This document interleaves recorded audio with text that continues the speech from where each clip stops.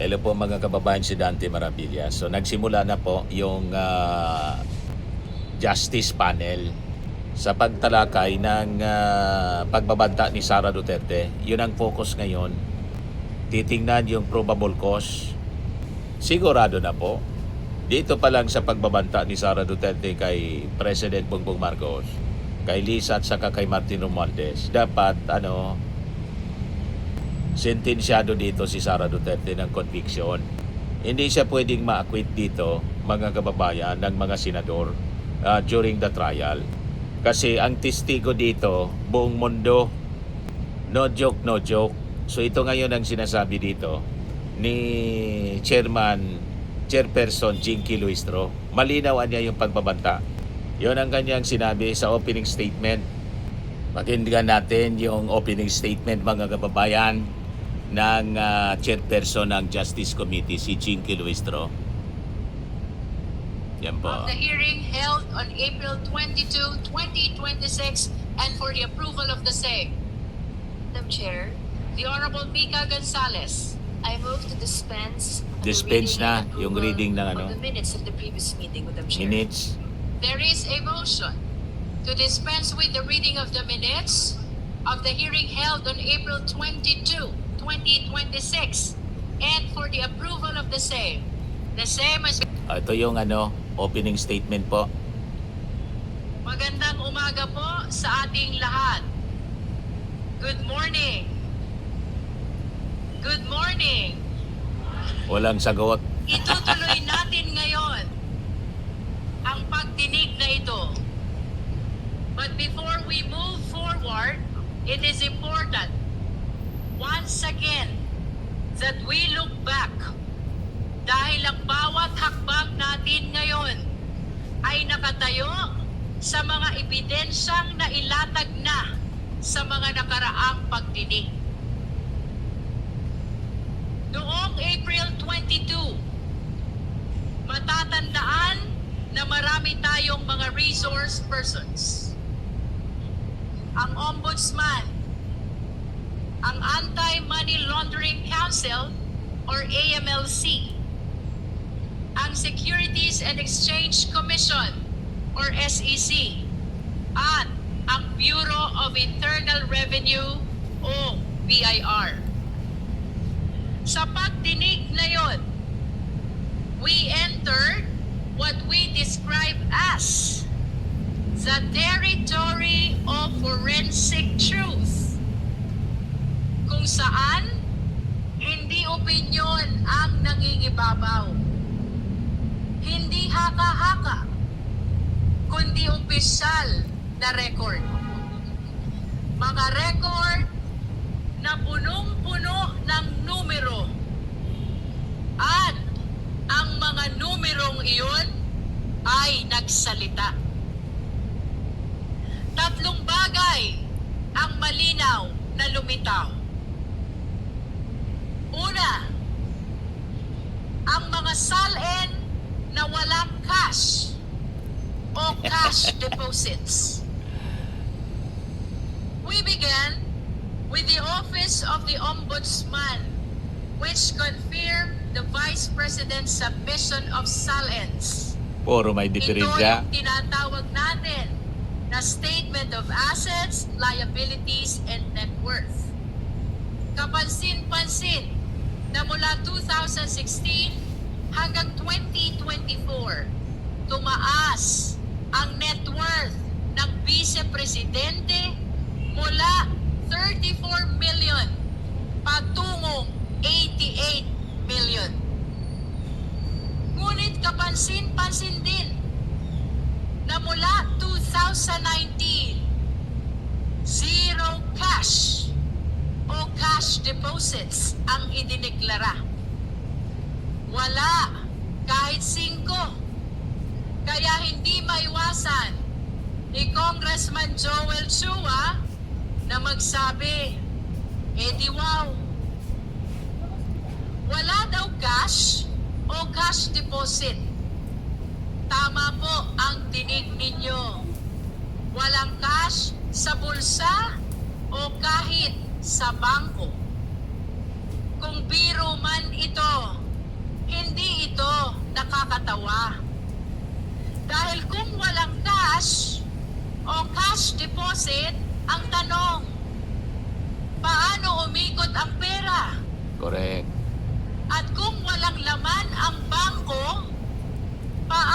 lumaki ang yaman?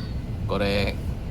At paano nakapag-deposit si Congressman Percy Sendanya sa isang bank account na nakapangalan sa Vice Presidente? Correct. At ibig ba nitong sabihin ay ang Vice Presidente ang kaisa-isang opisyal sa buong Pilipinas na walang land bank account? At iyan ang mga tanong na iniwan ng SALN. Pangalawa, ang AMLC at ang bilyon-bilyong galaw ng pera. Sumunod na nagpahayag ang AMLAC, isang ahensyang walang kinikilingan, isang ahensyang sumusunod sa datos. At sa pagtatanong ni Congressman Terry Ridon, transactions at 33 suspicious transactions na nagkakahalaga ng kabuuang 6.7 billion pesos. Siguro, magandang isipin kung gaano kalaki ang halagang ito. Mahigit 6 na bilyong piso. At hindi. Kapag ang SALN ay nagsabing zero cash o cash deposit, pero ang AMLAC ay nagsabing 6.7 billion, hindi na ito simpleng discrepancy lamang. O kahit ang basehan natin ay ang net worth na 88 million, napakalayo pa rin nito sa bilyon-bilyong transaksyon na nakita ng AMLAC. Ito na ang tinatawag ni Congressman Chel Jokno na smoking gun. Pangatlo, ang mga paratang ni dating Senator Sonny Trillanes na nakumpirma. 10 taon, ganyan katagal ang hinintay ni Senator Trillanes. Ganyan katagal pinagdudahan ang kanyang mga aligasyon. Mga aligasyong patungkol sa mga bilyon-bilyong piso na pumasok sa mga account ng mga Duterte. Ngunit noong April 22, ang mga ito ay hinarap at nakumpirma. Pumili Confirm. ng mga transaksyon at lahat ng ito ay kinumpirma. 18 out of 18. 18 sa 18. Pero, nang binilang muli, mali pala. Dahil ang totoo, 19 out of 19 ang confirmed transactions. Dumami pa. Hindi ito tsamba. Hindi ito coincidence. Ito ay kumpirmasyon. Dati, parang chismis lang. Ngayon, may official record na. At nang mag-match ang mga paratang ni Senator Trillanes at ang official record, lalo pang luminaw ang katotohanan. Sa madaling salita, SALN, AMLC report, at ang paliwanag ni Senator Trillanes, iisang direksyon ang tinuturo. At gaya ng sinabi ni Deputy Speaker J.J. Suarez, hindi talaga tumutugma ang kwento sa kwenta. At sa puntong yon, mabigat ang binitiwang tanong, ni Congressman Kaya hindi Benny niya kayang Abante. harapin po. Sinasabi nyo, Hindi na naman nag-attend si simpleng Sara. buhay?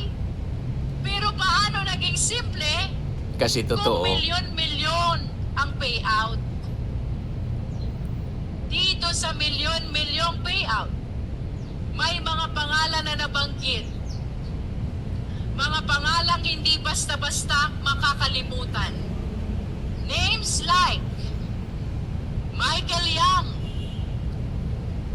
and Sammy Uy. These are not ordinary names.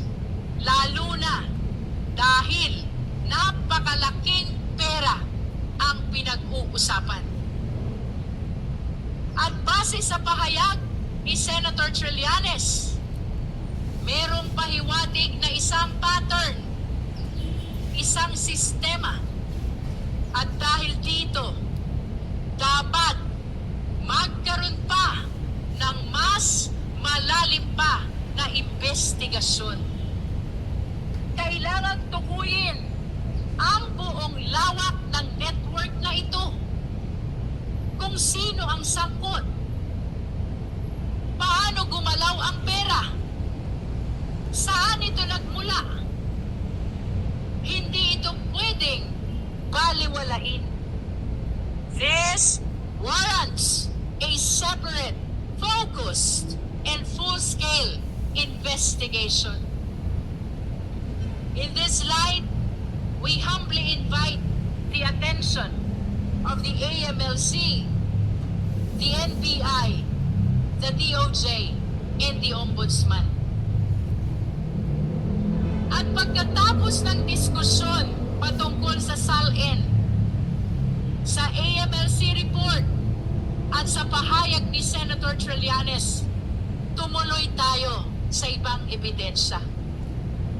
We also examine corporate records through the SEC.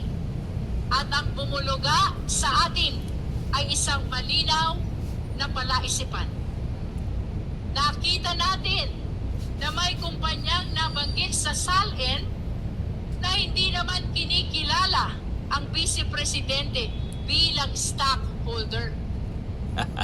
Napaisip tuloy tayo na baka ang mga pangalang nakalista ay mga anino o dami lamang. Mayroon namang isang kumpanya na nagmamalaki ng gross income, daang-daang milyon. Ngunit ang profit margin ay tila nakapagtataka, less than 1%. Habang ang ibang kumpanya naman ay wala talagang kita at puro net losses. Logi. So saan galing yung milyon-milyon, yung bilyon? Ni Congressman Lord Ansuan, nakita natin na mayroon ding isang kumpanya kung saan aktibo ang Vice Presidente bilang stockholder at board member. Kaya bumabalik ang tanong, maaari ba na maging aktibo sa negosyo ang isang nakaupong Vice Presidente? Maaari ba na maging public servant sa umaga at negosyante sa gabi? At pagkatapos ng mga usaping ito, dumako tayo sa kahon. Isang selyadong kahon mula sa BIR. Punong-puno ng ebidensya. Ngunit nananatiling sarado, nananatiling selyado. Nandyan daw ang mga report ng Vice Presidente sa kanyang mga kinita sa mahabang panahon. Ibig sabihin, kung hindi may paliwanag ang bilyong-bilyong transaksyon na nakita ng AMLC, nasa loob kaya ng kahon na iyan ang paliwanag? Marahil ay pwedeng pag-isipan kung ang SALN ay nagsasabing walang cash at cash deposit at 88 million ang laman ng kabuang net worth. Paano ito itatapat sa report ng AMLC na nagpapakita ng mga transaksyon na umaabot sa bilyon-bilyong piso. At kung ang negosyo ay lugi, ayon sa SEC, at ang sahod bilang Vice Mayor, Mayor, at Vice Presidente ay hindi naman aabot sa 100 milyon, saan? Saan ang galing ang bilyon-bilyong transaksyon? Correct. Ang tanong, mga iginagalang na mambabatas, mga minamahal nating kababayan, ang tanong, nasa loob ba ng kahon ang kasagutan? Bagamat pansamantalang ipinagpaliban ang pagbukas ng selyadong kahon, malinaw sa ating lahat, ang kahong iyan ay hindi lamang kahon ng papel. Iyan ay kahon ng napakaraming katanungan. Katanungan na dapat sagutin at dapat suriin sa tamang panahon. Pagkatapos ng mga revelasyong ito, agad-agad nag-react ang kampo ng Vice Presidente. Muli, 3 punto ang malinaw sa reaksyon nila. Una, sabi ng mga abogado, handa raw sumagot ang Vice Presidente. Handa raw siyang humarap, pero sa Senado. Hindi dito, kundi sa Senado. Ang upuan ng Vice Presidente ay nananatiling bakante. Napaisip tuloy tayo, kung doon siya sasagot, hindi ba't kinikilala na rin niya na meron ng sapat na ebidensya dito at patungo na talaga sa Senado ang kasong ito? Pangalawa, tungkol sa mga naibunyag ng AMLAC, lalo na yung 6.7 billion, hindi raw nila sinasabing tama o mali ang mga numerong ito. Ngunit ang payo nila, be cautious. Mag-ingat daw tayo. Mag-ingat. Naaalala tuloy natin si John Lloyd Cruz sa kanyang karakter na Popoy. Kapag pinapayuhan tayo ni Popoy na mag-ingat, damang-dama natin ang pagmamahal. Yan talaga ang paalala ni Popoy. Ingat tayo lahat. Pero dito, ang bilin nila na mag-ingat tayo ay mukhang hindi galing sa malasakit. Tila isang babala. O baka nga, isang babala. Mag-ingat. Sa harap ng bilyon-bilyong piso, iyan ang sagot. Napakasimple ng tanong, may pera ba o wala? Mayroon bang 6.7 billion na gumalaw sa ilalim ng mga pangalan nila? At kung mayroon, saan galing? Tapos tayo ang mag-iingat? Be cautious daw? Anong klaseng sagot yan? Mag-ingat daw kasi baka raw bloated ang 6.7 million na binanggit ng AMLAC. At baka paikot-ikot lamang ang pera kaya lumaki ng ganito. Theoretically, posible. Pero isipin natin, mga kasama sa komite, sinong matinong tao ang gagawa niyan? Anong klaseng tao ang paglalaruan ang pera ng ganoon? Paikot-ikot? Palipat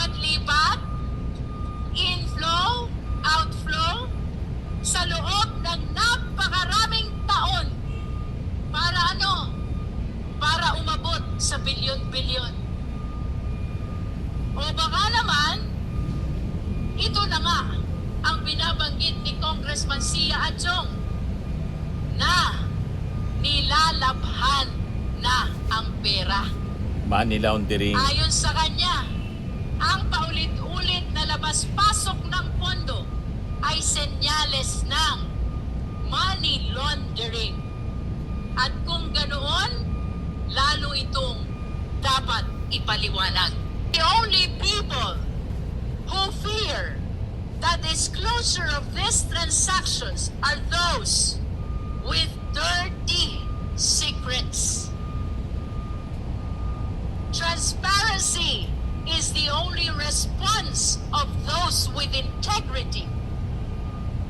Everything else is just an excuse. At tandaan natin, dati pa nilang sinubukan na harangin sa kagalang-galang na Korte Suprema ang kapangyarihan ng komite na mag-issue ng sapina. Pero hanggang ngayon, walang temporary restraining order o kahit direktiba galing sa Supreme Court. Kaya malinaw, we shall proceed. At yan ang tatlong bagay na ginawa nila. Una, nagdeklara sila na handa silang sinabihan tayo na mag-ingat daw tayo. At pangatlo, ang pag-file ng panibagong reklamo laban sa atin. At ngayon, narito na tayo sa puntong ito. April 29. Itutuloy natin ang pagdinig. Kung ang nakaraan ay tungkol sa numero, ang pagdinig ngayon tungkol sa pagkatao. Hindi lamang kung saan napunta ang pera, kundi sino ang may hawak nito. Hindi lamang transaksyon, kundi ang intensyon. Today, this committee will therefore continue its pursuit of the truth.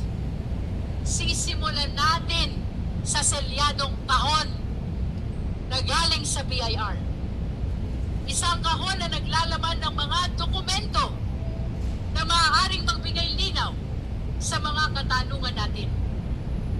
Pero hindi tayo titigil dyan.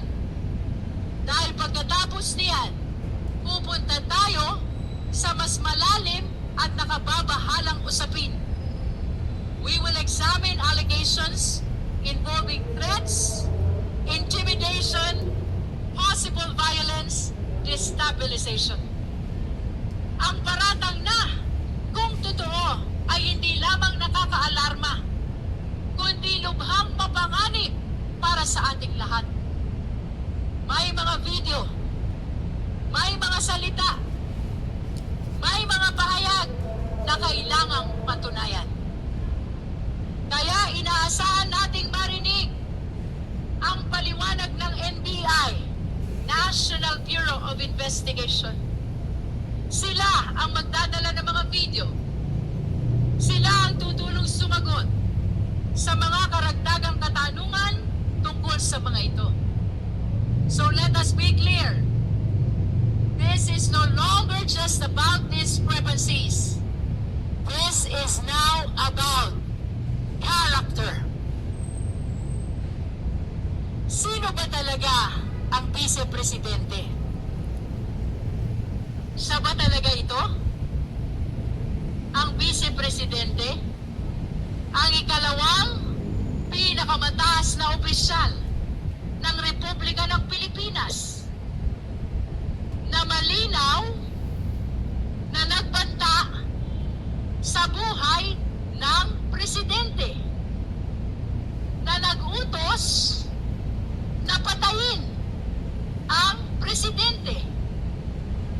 Siya ba itong uhaw sa karaasan na nakuha pang magsalita tungkol sa pagpugot ng ulo